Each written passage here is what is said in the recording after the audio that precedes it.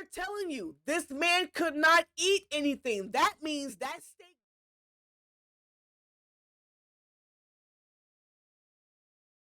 Exactly what I wasn't thinking. I'm not confident at all. And this is the obvious discrepancy here. Well, how do you explain it? This witness, Sergeant Yesa Nosa, Yesa Nosa, Yesa Nosa, did not see the defendant firing a gun at all. That's absurd.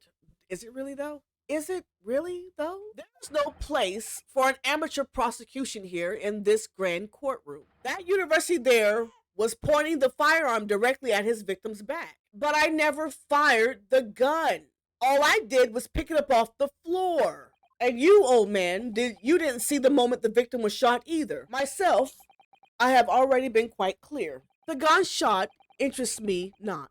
I was far too busy on the floor. Oh yes, you were looking for your Kaban coin. But there was a woman. There was a young woman at his table. So, partner, I think you should take a closer look at this medical report card. Ah, and there's an entry for the day the professor was killed. Extraction of molar with... If he got his molar removed, what the hell is he doing eating a steak? Strictly no food or drink besides water for 3 hours. Comparing what is written on this report card with your witness, something clearly doesn't add up. You're not to interrupt the court proceeding with your amateurish dribbles. Which issued the report is a dental clinic. Is that supposed to mean something to me? Perhaps if I told you that the victim just had a tooth extracted. What's this now? If I told you that the results of the victim had been forbidden from eating, just what are you trying to say, cadet? He had orders not to eat, so what? No food or drinks other than water for 3 hours post-procedure while anesthesia wears off. We're telling you, this man could not eat anything. That means that steak did not belong to him, which leaves one very crucial conundrum. Who, in fact, was eating the pictured beef steak? The person eating the steak at the victim's table must have been... Obviously,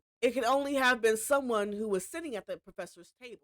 Then the incident occurred. We know that the victim could not have been eating anything. Yet, we have evidence of a half-eaten steak on his table. Therefore, the only logical conclusion is that there was somebody else there eating it.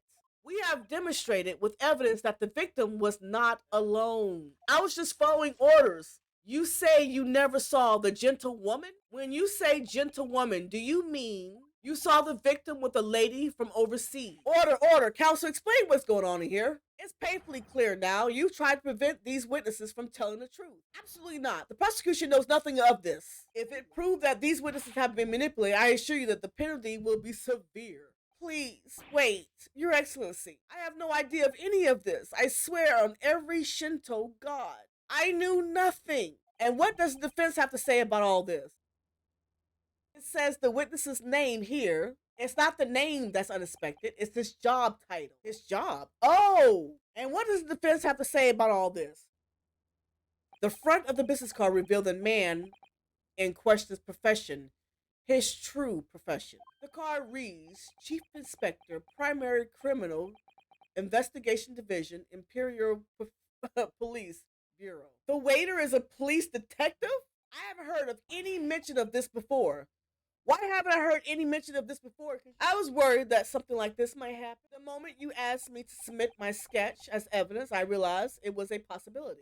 I strive to carry out all investigations flawlessly. It is my guiding principle. But I let myself be distracted when I made that sketch. It was an unusual, careless mistake. So you mean to say you really are a detective? I admit that under the orders from the police bureau, I erased all evidence of this woman's presence